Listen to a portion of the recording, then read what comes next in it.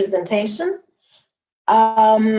Regai tiverenge vhesi redu rekutanga tichariona pana John chapter 20 verse 17. Ndichange ndichiverenga kubva mu King James version. Verse 17 inoti yo panapa. Jesus said unto her, touch me not, for I have not yet ascended to my Father,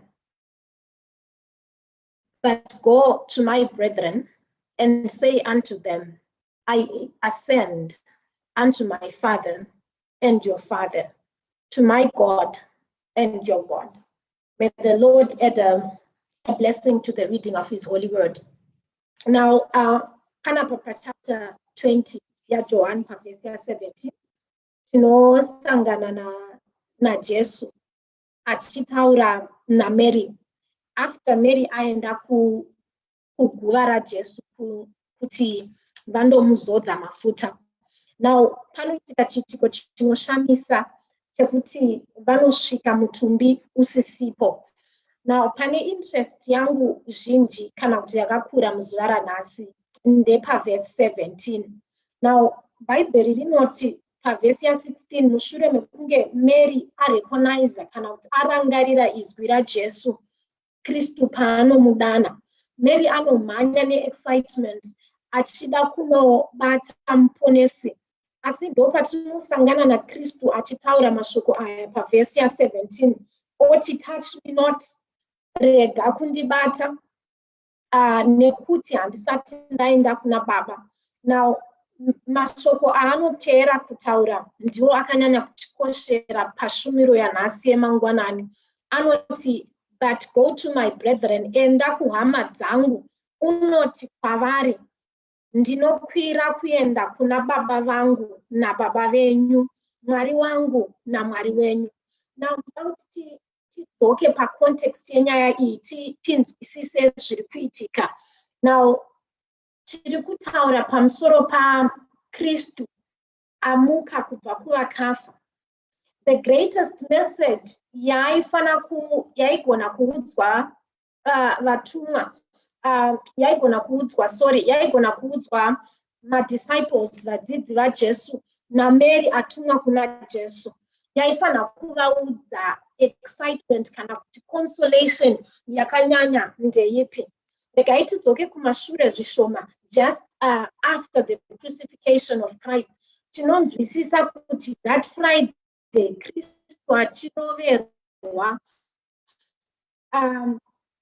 madisciples vakapararira umwe naumwe vakawanda, fearing for their lives. And on this Sunday morning, shoko ravari kunoudzwa naMary rataurwa naJesu. Kristu ari kuti kunyange ndamuka, it is not important to tell them that ndamuka, because it might not inogona kusavapa nyaradzo yakasimba kana kuti kumutsa zvakare tariro yavo, kana kuvapa simba, kana kuvamutsa tariro yadai kupera.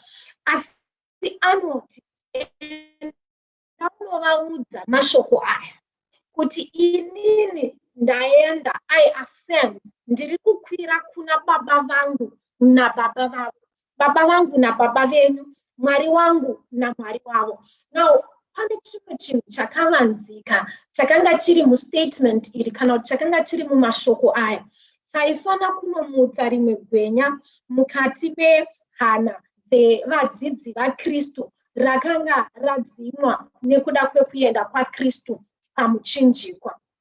Now, zviri zvakanga zviri kurehwa naJesu. Now, mukarangarira zvakanaka, pane mashoko mazhinji kana kuti pane vimbiso zhinji dzaifanira kuita kuti vadzidzi vasadzimirwa netariro kana kuputirwa nedima rekushayikwa kwamuponesi. Nemhaka yei? Nekuda kwekuti kune mamwe mashoko akanga achitaurwa naJesu akanga akazara nevimbiso dzaifana kuzozadziswa mushure mekunge Kristu aenda kuna Baba vake. Now, regai tiverenge kuti tinzwisise pfungwa dziri kutaurwa panapa mukati meshoko raMwari. Pari zvino zvindauda kuti Ndinokumbira kuti tivhure maBhibhles edu pana John chapter 16. Ngatimhanyirei pana John chapter 16. Tichanoverenga ipapo pana John chapter 16. Tichaverenga vhesi ya7. Then toita tichicharika mamwe mavhesi toenda pa12 toenda pa13 tibate pfungwa iyi. Now, chekutanga chiri kuburiswa naKristu paari kuti kuna Mary, enda unoudza hama dzangu that I have ascended. Ari kuda kuburitsa pfungwa iyi yatinofanira kuziva nesu nanhasi. Kana tikangoirangarira pfungwa iyi yekuti Kristu has ascended, Kristu wakakwira, zvinorevei kwatiri? Zvinoreva pachena kuti Kristu ari kuudza madisciples kuti ichokwadi ndakanga ndaroverwa ndikafa, but now I want you, iko zvinozvi ndakuda kuti do not associate me with the tomb anymore, but remember that I am a living Savior. Ndakatimbotaura apa mbichana.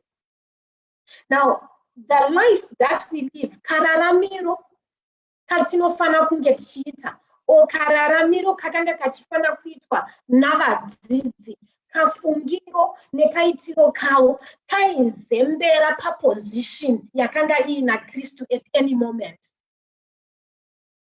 Kana ndikaindibvokudzorai pfungwa dzenyu kumashure zvishoma, muri kurangarira here imwe nguva Kristu paanotora vatatu okwira navo mugomo, vamwe vosara, ndokubva vavingwa nababa vakanga vaine mwana akanga aine zvipusha zvaimunetsa.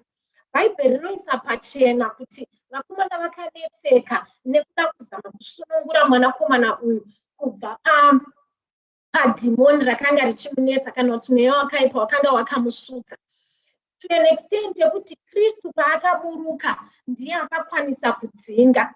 And then mubvunzo anovabvunza anoti, ndichava nemi kusvika rini?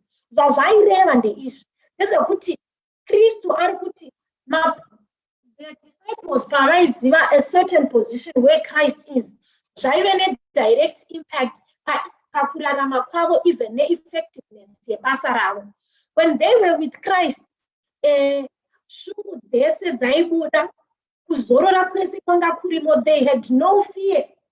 And vaiti vakagumburwa nevanhu vaigona kutokudza Kristu kuti kurutsai moto upise vanhu, because they were so confident because of the presence of Christ with them. So position yakanga iri naKristu knowledge yemadisciples about the position that Christ had an impact on their life, on their thoughts, and even on the work that they were doing for God. Saka panapa Kristu paari kuti kuna Mary, go and tell them that I have ascended, because ari kuona nekunzwisisa kuti vakomana vakazvivharira. Why? Because pfungwa yavainayo yeposition yaJesu ndeyaJesu ari mubwiro. Saka kana Jesu ari mubwiro, they see themselves vulnerable. Havachakwanisi kubuda mustreet vachifamba sezvavaita when they knew that Christ was with them and among them. Kristu ari kuvatarisa achiona vakomana vakaputirwa nerima, vamwe vari kuremberwa nekutosimudza munamato. Why? Because the position of Christ to them is of Christ who is in the tomb. Kristu asiya avharirwa nedombo, Kristu asiya arepwa nemachira anoiswa pamunhu akafa. So Kristu ari kuudza Mary kuti no, go and tell them that my position has changed. Handichazi Kristu wemubwiro, but I am the Christ and the Savior who has resurrected. And I have not only resurrected, but I have ascended, and I will ascend to the Father.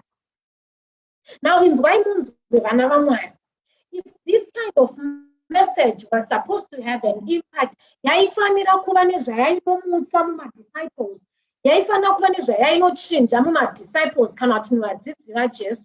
Zviri pachena futi kuti pane zvainofana kuchinja nekumutsa muvateveri vaJesu nguva yatiri kurarama. Rega ndibvunze mabvunziro aya. Dzimwe nguva kamwe kararamiro, kamwe kanamatiro, nekamwe kakuchema nekakushaya tariro, so negloomness inogona kuputira zviso zvevanakomana vaMwari, haisi here gloomness inoparidza Kristu ari mubwiro? But Christ is saying, I am an ascended Savior. I am a living Savior.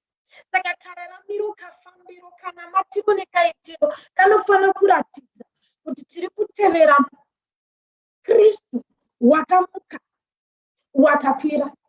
Anongokwira chete, but he went akakwira kuna baba vake nababa vedu. Regai tiverenge pfungwa ndinoda kuti tibate panapa pana John chapter 16.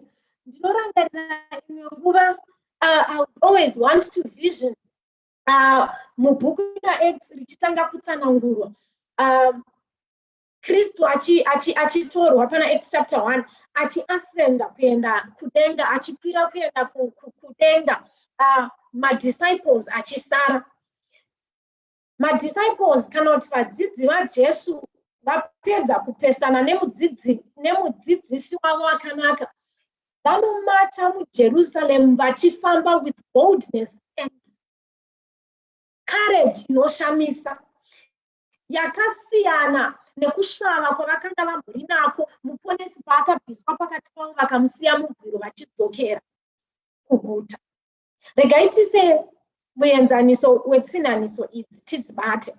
Ndoda kuti muvisualize muone muono wevadzidzi vachibva kunoviga Jesu, achibva kunovigwa kubwiro, vachidzoka vachipinda muJerusaremu. Kwaiva nerunyararo runotyisa, mwoyo yavo yakaremerwa, vakapwanyika zvakadaro zvokuti vaisagona kuona kana kurecognize chiso chamuponesi kana vakasangana naye. Zvatinoona zvinoitwa nevakomana vai vaifamba vachienda kuEmmaus. Vanhu vaigona kutova moka nekuvatsvira vachiona kusvava kunoshamisa kwakanga kwaitika pamadisciples. But alas, panoonekwa great difference pakuchinja kwezviso zvavo, kunyange pane chinhu chiri common chaitika chekuti vakubva kuMount Olive, Kristu atakurwa pana Acts chapter 1 aenda kudenga, havadzoki zviso zvakasvava. This time vanodzoka mwoyo izere nemifaro, makumbo achipisira kufambisa vhangeri. Nemhaka yei? Nekuti vanga vachiziva kuti mukomana wakwira kuna baba vedu nababa vake. Now the way we walk in the streets, kafambiro kedu munzira dzatinofamba, katauriro kedu munhaurirano dzatinoita, kanotaura here pamusoro pekuti tine mukomana akakwira kuna baba vake nababa vedu? Now zvakanga zvichirevei kana kuti zvinorevei? Sei Kristu akatuma Mary nemashoko aya kuvadzidzi vakanga vaine hana dzakanga dzaputirwa nekurasikirwa nemuponesi kwavakanga vaita? Regai tiverenge chapter 16 yaJohani. Ndichatanga nekuverenga pavhesi ya7. Inotiyo panapa mubhaibheri reKing James Version randiri kuverenga. Nevertheless, I tell you the truth. It is expedient for me that I go away. For if I go not away, the Comforter will not come unto you. But if I depart, I will send him unto you. Zviri kunzi panapa naKristu zvakafanira, zviro kwazvo ndinokuudzai zvokwadi kuti zvakafanira kuti ini ndiende, nekuti kana ndikasaenda munyaradzi haagone kuuya kwamuri, asi kana ndichinge ndaenda ndichamutumira kwamuri. Inzwai shoko riri kutaurwa kuna Kristu, riri kutaurwa naKristu kuvadzidzi vane mwoyo yakapwanyika nekurasikirwa nemuponesi wavo. Kristu ari kuti, remember, rangarirai kuti ndakagara ndakuudzai kuti zvakafanira kuti ndiende. Makandei kana ndaenda munyaradzi anowana license yekuuya. Saka Kristu paari kuti enda unoudza madisciples, go and tell my brethren, enda unoudza hama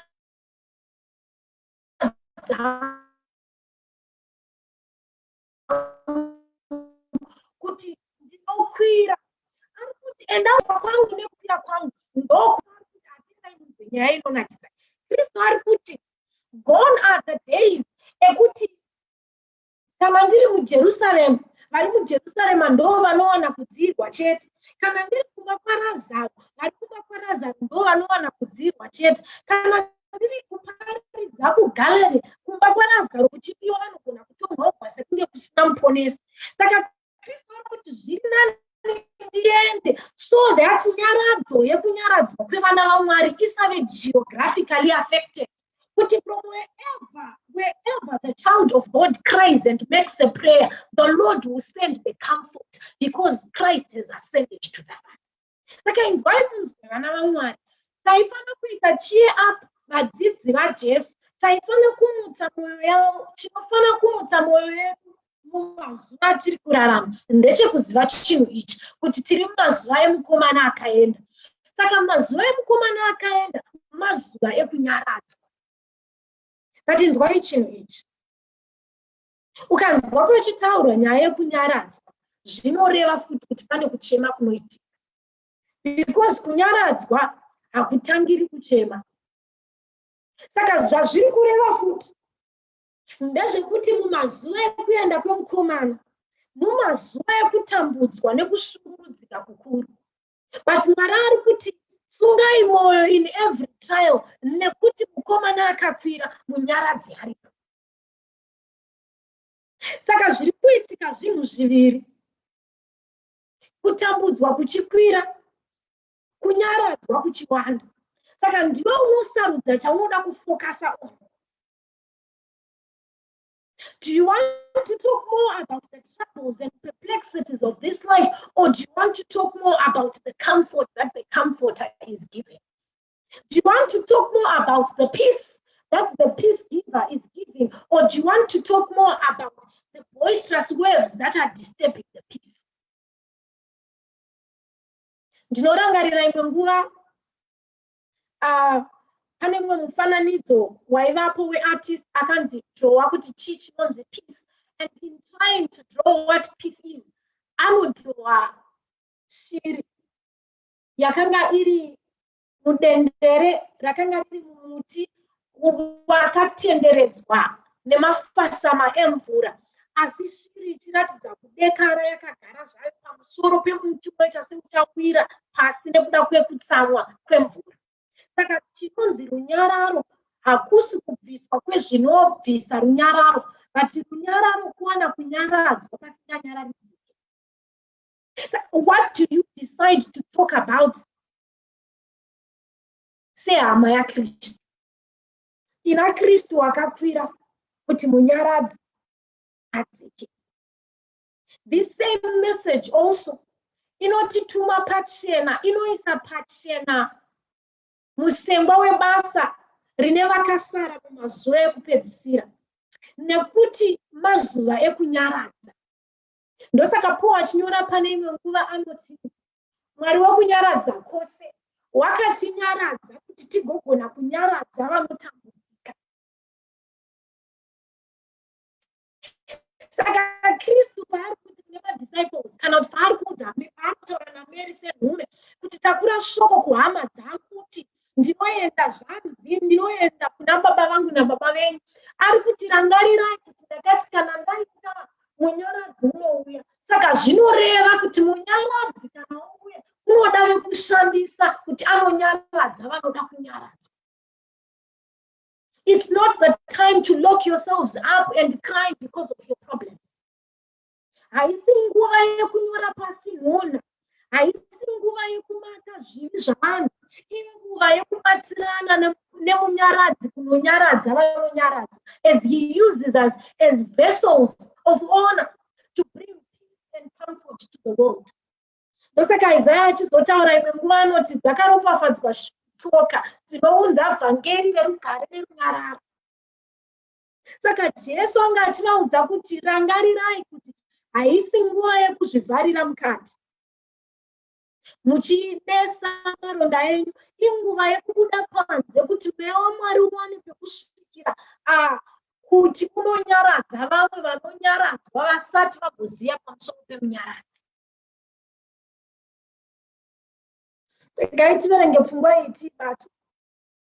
Sei Kristu ari kuda kuti tirambe tichiziva kuti wakakwira kuna baba vake nababa vedu, Mwari wake naMwari wedu. Regai tiverenge pavhesi ya12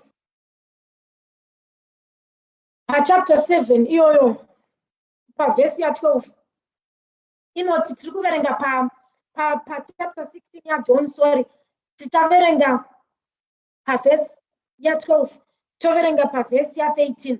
Pavhesi ya12 iri kuti I have yet many things to say unto you, but he cannot bear them now. Verse 18, howbeit, when he, the Spirit of truth, is come, he will guide you into all truth, for he shall not speak of himself, but whatsoever he shall bear, that shall he speak, and he will show you things to come. Amen. Bible panapa rikisa pachena kuti zvinorevei kana Kristu achiti naenda kuna baba vangu na baba venyu. Kristu ari kuti mumazuva ekuenda kwangu ndo mumazuva ekuratidzwa nekudzidziswa zvimwe zvamakatadza kubata when Christ was still on the earth. Saka Kristu ari kuudza madisciples kuti brace up, sungai bhutsu mupfeke nguo. Put your caps of reasoning and learning on, because the greatest teacher is coming to explain even the lessons you failed to grasp when I was with you. In other words, pavhesi ya12 Kristu ari kuti ndine zvakawanda mai zvandinoda kukudzidzisai. Ndine zvakawanda zvandaida kukudzidzisa Peter. Ndine zvakawanda zvandaida kukudzidzisa John pamusoro perudo rwaMwari rusingabatiki asi ruchioneka. Ndine zvakawanda zvandaida kukudzidzisa Peter pamusoro paMwari usingatsaure maGentiles nemaJudha. Ndine zvakawanda zvandinoda kukudzidzisa Philip pamusoro paMwari unogona kukutakura pasina transport achikuisa panoda kuitiwa basa kuti kunyange navaHedheni vaone kunaka kwaMwari. Asi handigoni kuzvitanangura izvozvi. Asi kana mweya mutsvene uya uchakutungamirai kuzvokwadi yose. Inzwai vana vaMwari, mumazuva ekuenda kwemukomana kuna baba vedu nababa vake, mazuva edu ekuratidzwa zvakavanzika zveshoko raMwari. They are precious, James. Saka chatinenge tichifana kuita ndechekuti tipresente moyo yedu, that the Holy Spirit may lead us into all truth. Inguva yekuita dig deep into the scriptures and allow the Spirit of God to reveal the deeper things and even the secrets of God. Zimwe nguva kusanzwisisa nekusabata imwe zvokwadi yatinofana kunge tichibata zvinogona kungokonzerwa nekusaziva position nemukomana. Mukomana ari kuti mumazuva ekuenda kwangu mazuva ekuburiswa kwemaprecious gems anoshamisa. Inzwai munzwe, pane imwe nguva Jesu achitaura pamusoro peumambo hwaMwari anoti umambo hwaMwari hunofananidzwa nemunhu akanga achirima mumunda, ndokubva achera akaona pfuma inoshamisa mumunda, zvikanzi wakaifushira, wakamhanya wakanotengesa zvose zvaakanga anazvo kuti atenge munda. Makandei mumufananidzo uyu, munhu wakafushira pfuma akanotengesa zvose. Nawo rega tishandisei tichitsanangura zvinogona kutibatsira kubata pfungwa iyi. Kune vakanga vasina kuona pfuma yakavigwa pasi pemunda, vakashamisika kuti munhu angatengesa sei zvose kuti atenge munda wemarito wanga achirima. Because kwavari ivo vaikuona masora nemunzwa, but kune murume akanga achera zvishoma mumunda akanga aona pfuma inoshamisa that the world could not even afford to buy for him. Inzwai munzwe vana vaMwari, kune vanongotarisa shoko raMwari vari kure, vanongoona sora neminzwa, vanongoona thou shalt not, vanongoona shangu dzinorwadza, vanongoona hasha dzaMwari. Why? Because they have not allowed the Spirit to help them to dig deeper to find the precious gems. Saka vanhu vanenge vachitoshamisika unoita sei 1 hour wakavhura mapeji iyo Netflix iriko. But the difference is mumazuva atiri kurarama mazuva ekubuditswa kwezvisati zvaonekwa. Kristu ari kuti yapera nguva mhai yekuti mukaverenga Matthew 25 mongoimba vasikana vane gumi, but musinganzwisisi zvakavanzika zvinoziva zvakavigwa naKristu in that parable. Basa raMweya Mutsvene nderekutsanangura zvakavanzika zvinopenya zviri mushoko zviiswe pachena. Tiri mumazuva ekurivhirwa kwelatest dzedenga. Why? Nekuti mukomana wakakwira. Saka kamwe kashallow mindedness, so kakuleka depth so mukati meshoko raMwari hakaenderani nenguva yatiri kurarama. And Kristu ari kutirangaridza mukati mezuva ranhasi, udza hama dzangu kuti ndakakwira. Ndiwo ano mazuva ekutsanya hope nekuburisa musodzi tichizama kunzwisisa zvakavanzika zvechiprofita chiri mukati meshoko raMwari. Ndiwo anaya mazuva nemhaka yei? Nekuti mukomana wakakwira. Saka nekuti mukomana wakakwira tinoenda pana John 16 verse 12 tosvika toti tinoziva kuti maiva nezvizhinji zvamaireva zvamaida kureva pamakanyora John chapter 5. Saka tinokumbira kuti mweya wezvokwadi wamakavimbisa atitukamire muzvuma iri kuti tinzwe zvimwe zvezvamaida kureva zviri kumashure kwezvakanyorwa neingi. Ndoana aya mazuva acho. Nekuti mukomana akakwira. Nekuti mukomana akakwira haachazi mazuva ekuti izvi handinzwisisi ndichamirira kuti mufundisi watsanangure. Hai, zvakanzi anotsanangura ndimweya wezvokwadi. Saka ndiwo anaya mazuva ekukwira kwemukomana, mazuva ekudzidziswa zvimwe zvakavanzika zvaida kurehwa naKristu. Saka teererai vanhu vaMwari, mazuva ekukwira kwemukomana haasi mazuva ekungonakidzwa nekuita surface reading. Mazuva ekuchera pasi zvishoma, kuti kana pobuda maprecious gems nyika inoshaya kuti zvabva kupi nemhaka yei, because zvinopiwa vari kufamba nemweya wakavimbiswa mumazuva ekukwira kwemukomana. Lead us into all truth, that we may understand those things that Christ wanted us to understand. Regai tiverenge pfungwa iyi tiwane kuvharira. Kana tikaverenga pana John chapter 14 zvinoreveiko kana mukomana achitirangaridza kuti endai munoudza hama dzangu kuti zvanzi naKristu, ndinoenda kuna baba vangu nababa venyu, kuna Mwari wangu naMwari wenyu. Ndaimbokuudzai vana vaMwari chinhu chinoshamisa pamusoro peshoko raMwari. Dai takanga tichizwisisa zvinoreva izvi, taigona kupedza zuva rese tichingopembera nekucelebrata statement rinoti kuna baba vangu nababa venyu. Kana mukabvunza Pauro anozokuudzai kuti imi makanga muri vatorwa, muri vekure, musingaverengwi, asi nekuda kwaKristu we are able to call God who does not sin our Father. Kunyange nyama yedu yakaberekerwa muzvivi, Mwari wekudenga unoshamisa. Because of what Christ did, we are able to call God our Father. Kunyange isu ganda redu iri richiora namapundu enyika iyi, sweat inonhuhwa ichibuda, we still call God who does not sin, who lives in excellence and magnificent beauty, our Father. What a wonder. Kristu ari kuti endai munoudza hama dzangu kuti ndinokwira kuenda kuna baba. Oziva dai akagumira pakuti kuna baba vangu taingoti anogamuchirwazve nekuti kumba kwavo, handizvozvo nekuti ndibaba vake, but anoemphasize oti nababa venyu. He is also now your Father. Uchakuitirai zvinoitirwa vana, uchakuitirai zvaakaitira vana vake. Regai tidzoke mbichana. regai tingodzoka mbichana apa tikopatsanangura tipedza.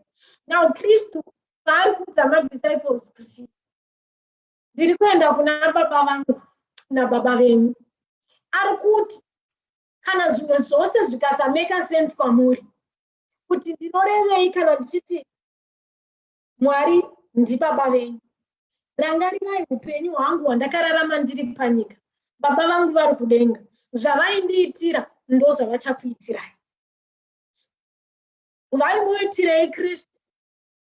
Ndivo Mwari vaimupa simba, ndivo Mwari vaipa mwanakomana wavo simba paanenge asangana nezvinoshungurudza mukati mezuva. Vanhu vaimutarisa aneta with the toil of the work, oita seuchafu, but paanoenda kugomo kunonamata unodzoka aine simba rinoshamisa. Mhaka ndei? Nekuti Mwari baba vake vakanga vamupa simba. Baba vake vaimurivhira masecrets ezviri mukati mepfungwa mevanhu vari kuronga kumuparadza. Baba vake ndivo vekumunzvengesa paya vakamudhisapisa vanhu varonga kumukanda at the precipice of the mountain. Baba vake ndivo vaya vekumumultiplyira chingwa chakanga chiri muruoko rwake kuti afidhe multitude. Inzwai chechi, ndiri kuti kudii? Ndiri kuti Kristu ari kuti Mwari zvaakandiitira semwana wake panyika, he is able to do it for you because you are also now the daughter and the son of God. Saka chichiri kunetsa inyaya here yekuti mumba masara 5 loaves chete kana kuti masara mapisi mashanu. Kristu ari kuti remember, ndakakwira kuna baba vangu nababa vako. The same God who multiplied the bread will multiply your bread so that you can feed your family and even the extended family.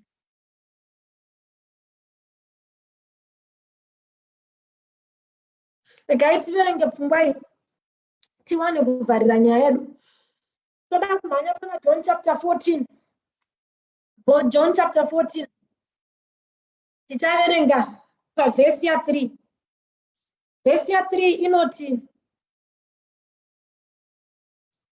and if I go and prepare a place for you, I will come again and receive you unto myself, that where I am, there you may be also.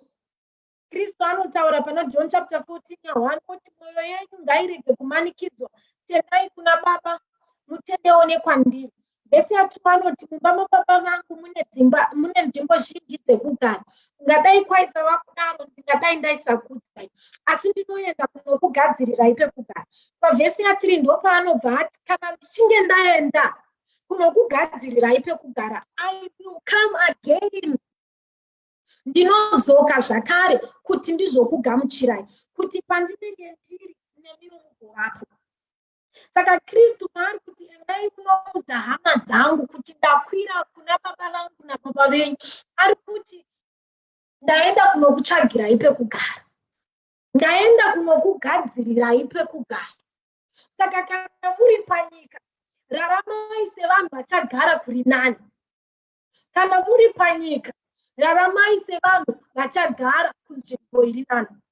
Ndinogara ndichimbotaura pfungwa iyi mune dzimwe nzvimbo, kuti kana uchida kuti mwana anetse, kana uchida kungoona kunetsa kwemwana ari kuenda kuchikoro, ingomutaurira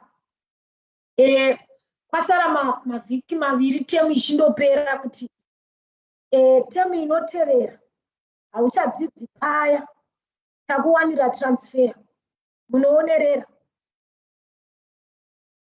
Anotanga kuenda kumutserendende neunifomu yekuchikoro kwaayenda, kwaachiri kupinda. Vanhu vakamubvunza kuti sei muchitserendenda neunifomu iyo temu ichiuya, temu inouya, anoti iyi haidiwi kwandinoenda, iyi ndeyebhuruu, kwandiri kuenda kunopfekwa dzekaki. Saka kana dzacho hadzitombofitani, regai nditserendende nayo nokuti yosara. Akada kusanyora homework ndiye, nekuti anoziva kuti oinda. Kukatangwa project dzekudyara miti, anoti dyarai henyu because mumazuva maviri asara wangu haungakuri ndikazoona maka ndee because ari kuziva that a place has been prepared for him somewhere else in a better school or somewhere else which is not the school. Ndinorevei mumufananidzo uyu? Baba vedu vekudenga kwakaedzwa naKristu mukoma wedu. Kristu unotigadzirira pekugara. Saka Kristu ari kuti ainzwai, kana moshandisa zvepano, shandisai muchiziva kuti zvinosara. Kaitiro kati vepano pavanoshaya hope vachizama kuviga pfuma dzavo pasi, dzedu tinopambadza tichipusha vhangeri, vanhu vachitobvunza kuti iyi yaigona kutenga vhiti, ko maiendeserei kuefort, ko maiendeserei kuministry. Tinoti kwatinoenda idzi hadzishandi, dzine mafesi evatadzi. Kwatinoenda hadzidiwi, rega tishandisire pano. Hatikoshesi zvipfeko to an extent yekupfeka vamwe vachirara nenzara nemhaka yei, because tinoziva kuti madhenda aya kwatinoenda kunopfekwa kurura. Mudzimba dzedu hamushayiwi peace because why? Because tinoziva kuti kwatinoenda izvi hazvishandi, izvi kunopfekwa kurura. Saka tikaona vakashama tinogovera, wardrobe ikatosara seisina chipo because hatizi pano takanyorerwa transfer. Transfer yakatonyorwa kare, transfer letter. Saka zviri certain kuti tinoinda nokuti uri muchimiro chedu wakagamuchirwa ukasadzingwa. Saka zvinoreva kuti nesuwo tinodikanwa ikoko nekuti wakafanana nesu wakatimiririra. Endai munoudza hama dzangu kuti ndinoenda kuna baba vangu nababa venyu. Saka nyangwe kuchiitwa maprefect pachikuru pauri kutransfer, nyangwe zita rako rikasadedzwa haunetseki nazvo and hauiti stress. Unoti handidi kuita muprefect pano because ndasarwa ne2 weeks. Nokuti saka nyangwe nyika ikakushayira title, ikakushayira zita rine mbiri, ukashayikwa all the platforms on social media, hazvina basa uprefect wepachikoro chawasarwa nemazuva mashoma kuti uende. Nyangwe vakakushayira zita, haushayi hope nekuti uchanopiwa dombo rakanyorwa zita rako. Nyangwe vakakushayira corona, vakakushayira title, hazvina basa because tichanopfeka corona dzavakakundiswa nemukomana. To your father and my father. Kuna baba vedu, kuna baba vangu, kuna baba vedu. Ndo kwatinoenda. Regai tipedzenya yedu tichidai. Mumazuva ekuenda kwemukomana, mumazuva econfirmation yekugamuchirwa kwenyu, takagamuchirwa kare. Saka famba semunhu akagamuchirwa, ita semunhu ane nzvimbo iri nani. Kana venyika inovoita zvavo, suduruka vaite because hakusiwe pano. Your transfer letter to heaven has already been written and it has been signed by the blood of Christ and it has been framed by his glory. Inzwai kunzwe nyaya inotaurwa pavhesi ya12 yachapter 14 yaJohani. Inobva yati, verily, verily, I say unto you, he that believeth on me, the works that I do, shall he do also, and greater works than these shall he do. Why, Lord Jesus? Why? Because I go unto my Father. Amen. Inzwai munzwe chechi yamwari. Zviri kunzi panapa naKristu, mumazuva ekuenda kwangu, mumazuva ekuitwa zviri excellent. Nemhaka yei? Because ndaenda kuna baba. Saka Kristu paanoudza Mary kuti enda unoudza hama dzangu kuti mukomana ari kuti ave pasended. In other words, mukomana ari kuti Mary udza hama dzangu kuti mazuva eexcellence atanga. Saka musachema kuti Kristu zvaasisiri pakati pedu. Mafungu akatsamwa ndiani achati peace be still. Kristu ari kuti they shall be silent even sevenfold because I have gone to the Father. Because I have gone to the Father, ndichataura navo with the agency that matches the agency on the ground. I'm no better statement ndatsanangura. Ndikaitsanangure zvakanaka. Wakambobikirwa sadza Hakuna chinhu chinorwadza sekubikirwa sadza nemunhu akaguta. Ukabikirwa sadza nemunhu akaguta, poto inofanira kuibva in 30 minutes anogona kuibvisa after 1 hour 30 because haana kwari kumhanyira, haana nzara ende haasiri ane mudumbu muri kurira. But kana mabva mose kumunda, mamuchishakura mose, mopedzwa simba nerodhi, mosvika moti right, takuda kubika panapa. Mumwe ari pamavheji, mumwe ari pasadza. In 15 minutes mune makutogeza maoko, mapedza kuchika. Nemhaka yei? Because mese muri kubika neagents iri kumecha nzara yamuinayo, mabairwo amaitwa nemunzwa muri kumunda, nemarohwerwo amazoitwa nezuva muri muhoro. Saka inzwai pana Kristu. Kristu ari kuti ateererai, nyaya dzepaethics hadzichapleadwi nengirozi dzisina kupfeka nyama. But iyo nyama yandakapfeka iyi yakanzwa nzara, iyi nyama yakaziya iyi ndiyo yaakapfeka akagara pachigaro chababa next to the right hand of the throne of the Father, pleading your cases. Saka peke paunopfugama uchiti ndarohwa nezhara, mukomana kana akuadresa nyaya yacho anoita with emergency because anoziva zhara, because akaexperience 40 days ari muwilderness, anoziva zvainoita. Saka unototi Mwari mukasamukurumbidzira pita munopera because nzara yepaeti ndinoiziva. When you are rejected by everyone, when everyone seems to have shut their doors against you, Kristu anoti ndinoiziva nyaya yacho, kagetsimani ndakasara ndiri 1, mukakurumbidza kusapindira mwana anopera.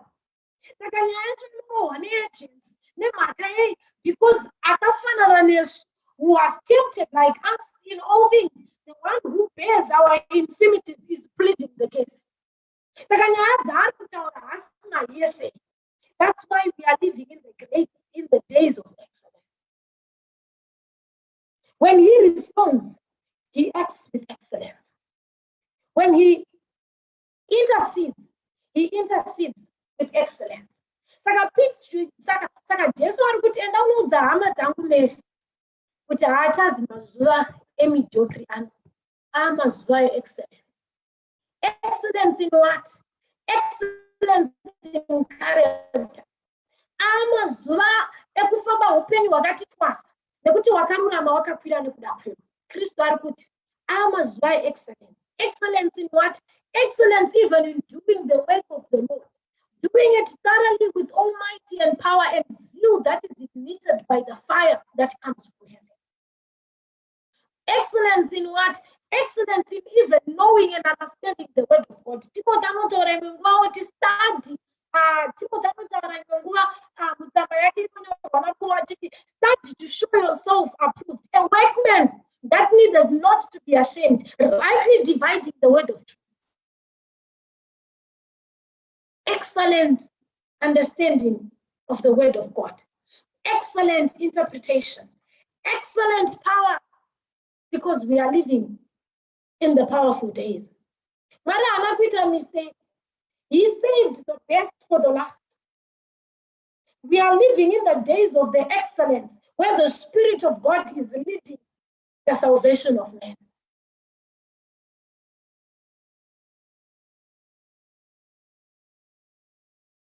Regai tipedze nyaya yedu. Regai tipedze nyaya yedu tishibai. Regai tingoverenga. I'll just look for one more verse to read and we are done. Saka regai tione kuti tobata ipi apa, because pane zvimwe zvinofanira kusara. Regai tione kuti tobata ipi papfungwa yatiri kudzidziswa naMwari nhasi. Asi shoko guru pane zvese zvatanzwa ndiro enda unoudza hama dzangu kuti ndinokwira kuna baba vangu nababa vavo, Mwari wangu naMwari wavo. Regai tiverenge iyo yatawana iyi. Regai tiverenge ichibva pabhuku ravaEfeso. Tichaverenga Ephesians chapter ndeya 1 verse ndeya 6. Tikapedza kuverenga iyoyi tikaitsanangura zvishoma tobva tanamata. Iyi ndoidai.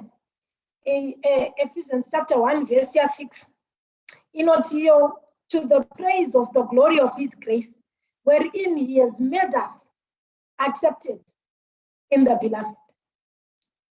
Kwai nyasha dzaMwari dzirumbidzwe muchinhu ichi, kuti iye vakatigamuchira muna iye waakada.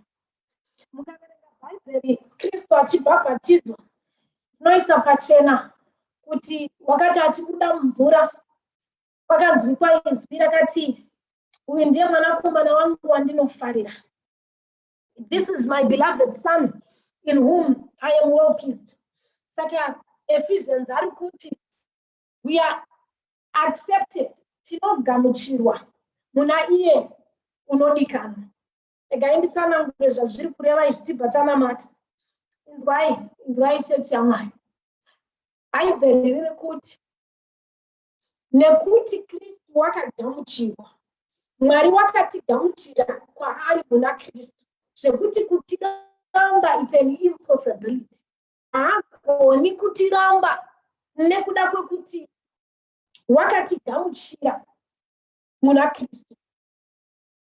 Saka Kristu ari kuti kuna Mary, enda unoudza hama dzangu kuti I am going to present you before the Father.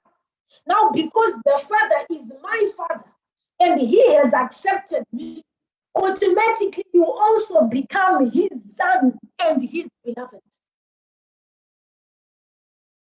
Ndikupeka example aka mbati pfungwa yangu tinamata.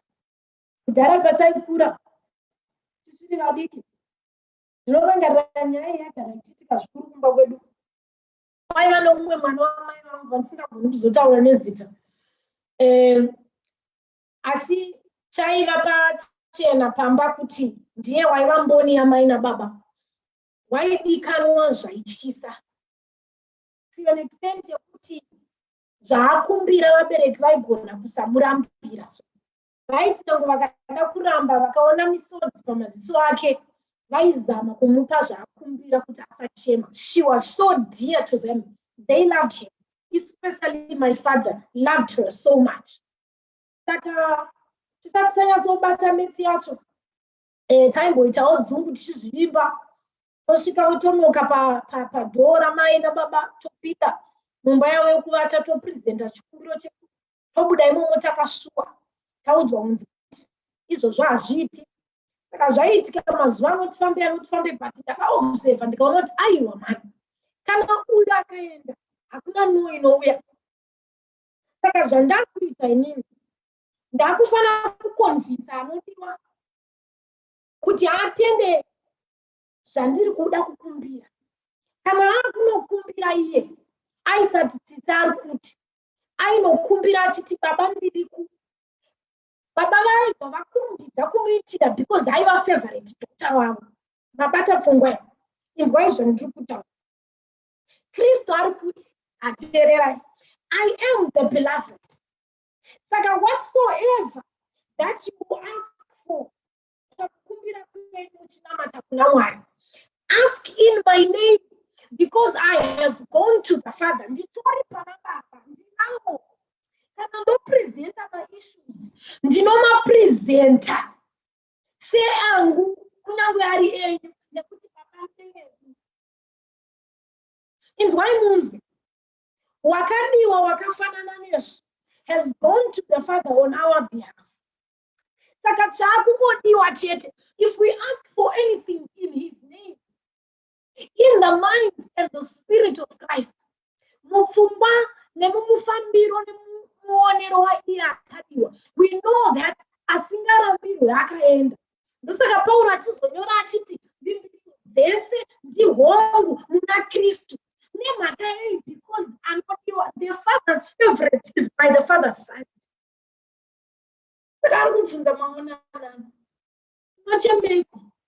Why do you struggle so much with sin when the beloved is with the Father? Pray and ask for victory in his name. He will be the power in you to overcome. Unochemeiko sekuya mupiwa upenyu asipo. Iye wakatotipa access to upenyu usingaperi. Haangatini miraramo yeupenyu unodarika. unodiwa wakaenda vanhu vaMwari. Unoziva kuti sister yangu achingopinda mubedroom so asati atombodzoka neyanza tinenge toselebrata because taiziva kuti kwaenda asingarambirwe. Ndosaka imwe nguva Paul achinyora anoti in everything give thanks unto God. Onyorawo kuti ndinoti farai muna She nguva dzose, ndinopamidza zvefarai nemhaka yei kunyange reply isati yauya we start to rejoice because tinoziva kuti akaenda haarambirwe. Because unodikanwa. Unotamba mhaka dzenyika ino haarambirwe because unodikanwa. Go and tell my brethren. Endai munoudza hama dzangu kuti ndinokwira kuna baba vangu nababa venyu, kuna Mwari wangu naMwari wenyu. Vana vaMwari, shuviro nemunamato wangu pamangwanana nhasi ndewekuti tirarame sevanhu vane muponesi unodiwa wakaenda kuna baba vedu. Kana kuna baba kwaendwa mazuva ekunyaradzwa, nokuti kuna baba kwakaendwa mazuva ekutungamirwa muzvokwadi mukururama, nokuti kuna baba kwakaendwa mazuva ekupresenta excellence even in character, nokuti kuna baba kwakaendwa mazuva ekuimba rumbidzo, nokuti hatirambwi muna Kristu. Mwari wekumusoro kudenga akuitirei zvakanaka, vatikomborere sevana vaMwari, vatiitirei nyasha, vatinzwai titaure nyaya iyi tichipedza. Iyi nyaya yeukama. Ukama naMwari hautsvakwi neDNA. Ukama naMwari hautsvakwi nebirth certificate. Ukama naMwari hunotsvakwa nokubarwa patsva muna Kristu. Chabarwa patsva chinonzi chaMwari nokuti chakabarwa mumweya. Chakabarwa munyama hachizi chaMwari, chinopiwa zita rababa vakachibereka nokuti ndo vakachibereka panyama. Asi vanakomana vaMwari vanodanwa kunzi vaMwari nokuti vakasva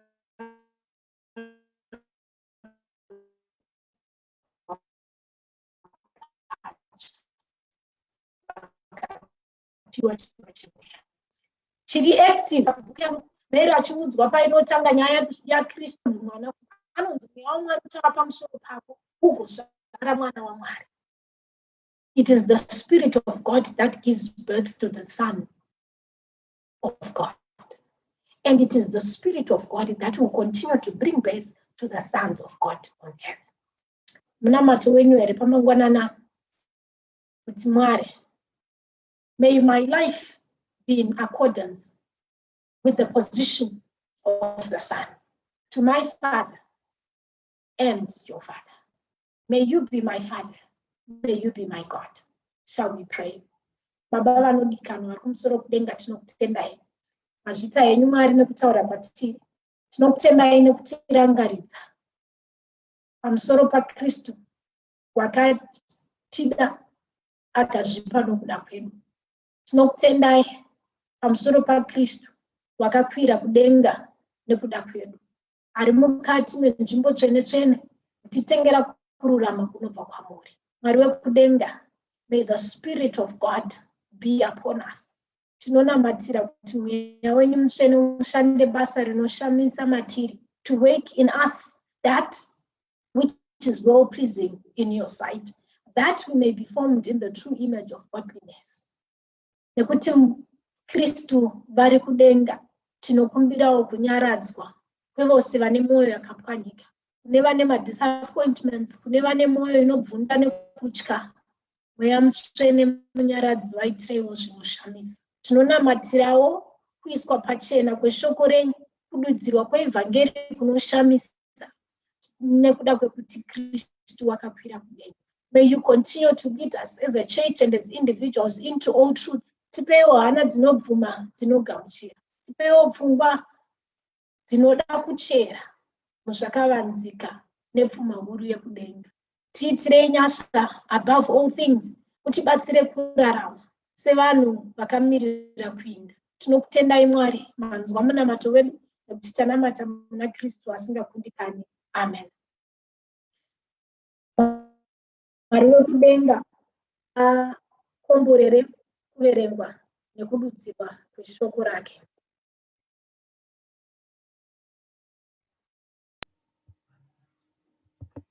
Tichadzorera nguva kune vandipa. Mwari vakuitirei zvakanaka. All right. Thank you so much, Mrs. Watetepa, for the powerful message and for allowing God to use you. At this moment in time, the closing prayer has been given. So we shall break and meet in the afternoon. Thank you so much for your time. Enjoy your lunch.